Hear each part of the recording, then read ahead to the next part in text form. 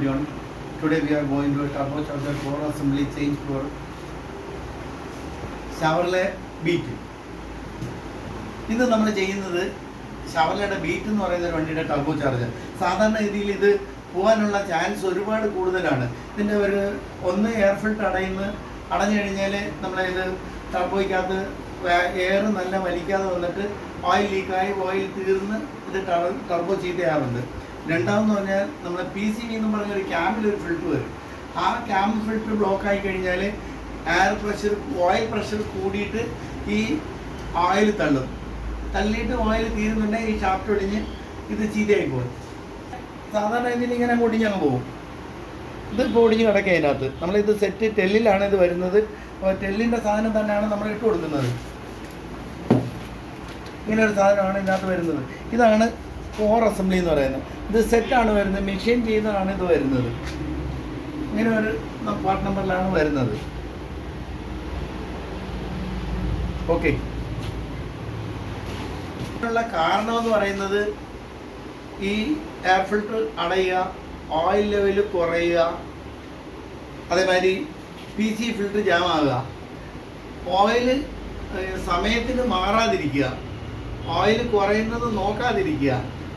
നോക്കാതിരുന്ന് കഴിഞ്ഞാൽ ഇത് ചീത്തയായി പോകും.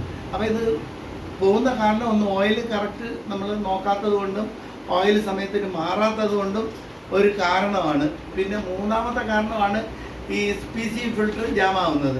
ജാം ആയിക്കഴിഞ്ഞാൽ പിന്നെ ഓയിൽ പ്രഷർ കൂടും, ഓയിൽ അതിലെ കൂടെങ്കിലും അടിച്ചു വെളിയിൽ പോകും. അപ്പം ഇത് ഓയിൽ ഇല്ലാതെ വരുമ്പോഴത്തേക്കിന് ഇതിങ്ങനെ ഷാഫ്റ്റ് ഒടിഞ്ഞു പോകും. ഒരു 90% വണ്ടിയിലും ഷാഫ്റ്റ് ഒടിഞ്ഞു പോയി കഴിഞ്ഞ് ഓയിലെല്ലാം ചാടി ഫുള്ള് പുകയായിട്ട് പോകുമ്പോഴായിരിക്കും വണ്ടി നിർത്തുന്നത്. അതുവരെ ഓടിക്കൊണ്ടിരിക്കും. അപ്പോൾ അത് വളരെ ശ്രദ്ധിക്കുക. രാവിലെ സ്റ്റാർട്ട് ചെയ്യുന്ന സമയത്ത് ഇപ്പോൾ ഈ വീഡിയോ ഇങ്ങനെ ചെയ്യാനുള്ള കാരണം ഈ ഒരുപാട് വണ്ടിയിൽ ഇങ്ങനെ ഫെയിൽ ആവുന്നുണ്ട്. അപ്പോൾ അത് കാരണം നമ്മൾ വണ്ടി രാവിലെ സ്റ്റാർട്ട് ചെയ്യുന്നുണ്ട്, ഒരു 30 സെക്കൻഡെങ്കിലും മിനിമം നമ്മൾ എൻജിൻ റേസ് ചെയ്യാതെ നിർത്തിയേക്കുക. അതേമാതിരി എൻജിൻ ഓഫ് ആകുന്ന സമയത്ത് എപ്പോൾ ഓഫ് ചെയ്താലും റേസ് ചെയ്യാതെ നമ്മൾ ഐഡിലിങ്ങിൽ വന്നതിന് ശേഷം എൻജിൻ ഓഫ് ചെയ്യുക. ഈ 2 കാരണങ്ങൾ കൊണ്ട് മാത്രം ടർബോ രക്ഷപ്പെടും. Okay, thank you. ഒരു ഓയിൽ റിട്ടേൺ പൈപ്പാണ്. നമ്മൾ പുതിയത് വരുന്നതിനകത്ത് ഇത് വരും. അത് കാരണം നമ്മൾ എപ്പോഴും ഇത് പുതിയത് മാറുമ്പോൾ ഇത് മാറും.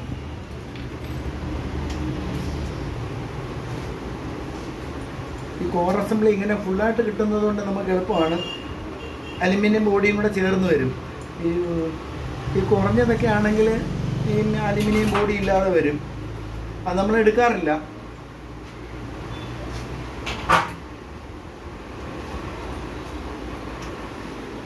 റിട്ടേൺ പൈപ്പാണ് നമ്മളിപ്പോൾ ഫിറ്റ് ചെയ്തത്. അത് ജെന്യുവനിൽ പുതിയത് തന്നെ വരുന്നുണ്ട്, അതുകൊണ്ട് നമ്മളത് മാറ്റാറുണ്ട്. അടുത്ത നമ്മളിത് എക്സോസ്റ്റ് സിസ്റ്റത്തിലേക്കാണ് ഇൻസെർട്ട് ചെയ്യാൻ പോകുന്നത്. ക്ലീൻ ചെയ്തൊക്കെ വെച്ചിരിക്കുകയാണ്. ഇത് മൊത്തം ഓയിൽ അടിച്ച് കിടന്നതാണ്. ഷാഫ്റ്റ് ഒടിഞ്ഞ് പോകുമ്പോൾ ഒടിഞ്ഞ് കഴിഞ്ഞാൽ ഓയിൽ ഇങ്ങനെ ചാടും.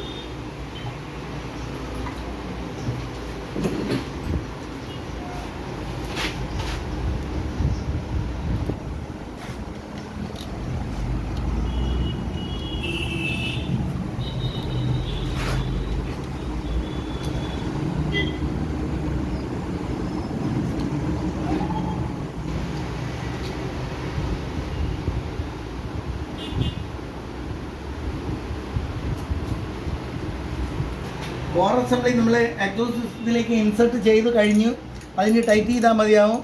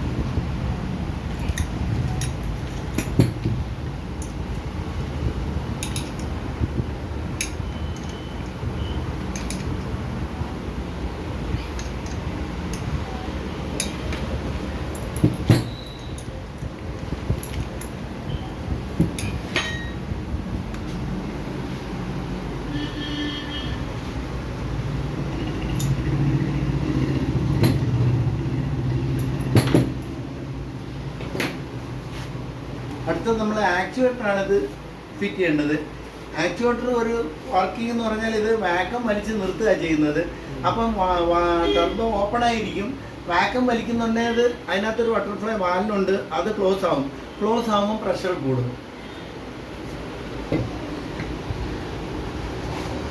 നോർമലി നമ്മളിങ്ങനെ ഒരു എയർ ചെക്ക് ചെയ്യുന്നുണ്ട്, ഇത് വർക്ക് ചെയ്യുന്നോ ഇല്ലയോ എന്ന് നമ്മൾ ചെക്ക് ചെയ്യുന്നുണ്ട്. ഇത് ചിലപ്പോൾ ഈ ഡയഫ്രം ലൂസ് ആയി കഴിഞ്ഞ് കഴിഞ്ഞാൽ ഇതേമാതിരി ഇപ്പം നമ്മൾ വാക്കം പിടിച്ച് നിർത്തി കഴിഞ്ഞാൽ നിൽക്കത്തില്ല. ഇപ്പം നമ്മൾ പിടിച്ച് നിർത്തിയിരിക്കുകയാണ്, അത് ഞാൻ റിലീസ് ചെയ്യുകയാണ്. ഓക്കെ,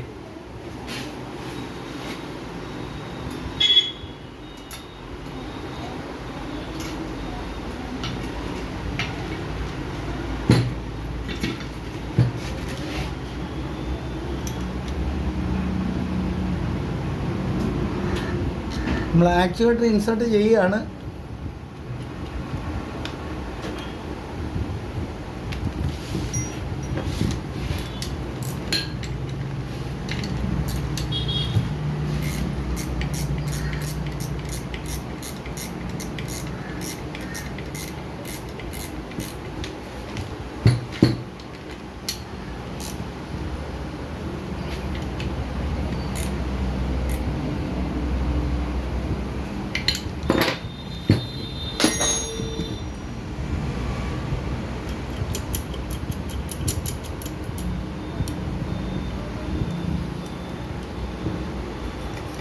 ഇതൊരു വർക്കിംഗ് മൂവ്മെൻ്റ് ആണ്. ഇത് നമ്മളിങ്ങനെ വാക്കം എഞ്ചിനകത്തുനിന്ന് മോഡുലേറ്റർ വഴിയാണ് ഇത് വർക്ക് ചെയ്യുന്നത്.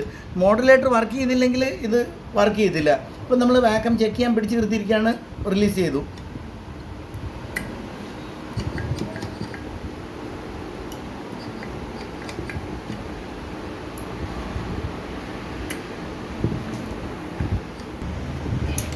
ഈ ത്രെഡ് ഒരു ലോക്കിംഗ് പ്ലേറ്റ് ആണ്.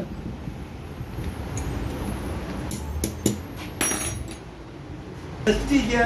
നോർമലി നമ്മൾ മാനുവലി ടെസ്റ്റ് ചെയ്യാറുണ്ട്. അങ്ങനെ അപ്പോൾ ഇനി നമ്മൾ ഓയിൽ ഫില്ലപ്പ് ചെയ്തതിന് ശേഷം ടെസ്റ്റ് ചെയ്യുന്ന ഒരു നമ്മൾ ടെസ്റ്റ് ചെയ്യാൻ പോയാണ്. ടെസ്റ്റ് ചെയ്യുന്നതിന് മുമ്പ് നമ്മൾ ഓയിൽ ഫില്ലപ്പ് ചെയ്യേണ്ടതുണ്ട്.